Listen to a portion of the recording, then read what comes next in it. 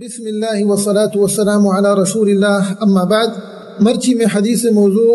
استغفار اہمیت بابتائیں کہ استغفار چنچو اہمیت داری مسلمانہ نے زندگی تہا اللہ رسول صلی اللہ علیہ وسلم ارشاد فرمائنے چونکہ صحیح مسلم حدیث ہے یا ایوہ الناس توبوا الی اللہ او مردمہ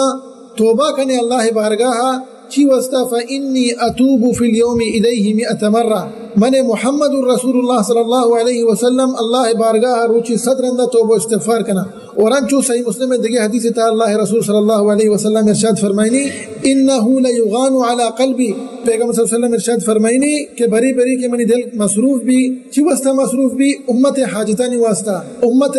مصلحتانی واسطہ امت رہنمائی واسطہ تو ای ہم بھی پیغمبر صلی اللہ علیہ وسلم سمجھتے گا کہ ای غفلت اور گناہ ہے حالانکہ ای بہترین عملات یہ کاملی بہترین عبادتاں چیئے کہ بات تھی تو ای میں پیغمبر صلی اللہ علیہ وسلم تواضع بھی علیہ السلام کہ ای ولی خیرت پیغمبر صلی اللہ علیہ وسلم دلات کنا تو اشیاء چی رند فوراً واجہ اللہ بارگاہ استغفار کتا وَإِنِّي لَأَسْتَغْفِرُ اللَّهِ فِي الْيَوْمِ 100 مرہ من محمد رسول اللہ صلی اللہ علیہ وسلم اللہ بارگاہ روچی صدرندہ استغفار کنا تو صدرندہ عزیزان محترم کے ہستے صدرند اشیاء عرب استعمال کنا کثرت واسطہ لازم نہیں کہ یکی بشی میں خالی صدرندہ استغفار کنا نا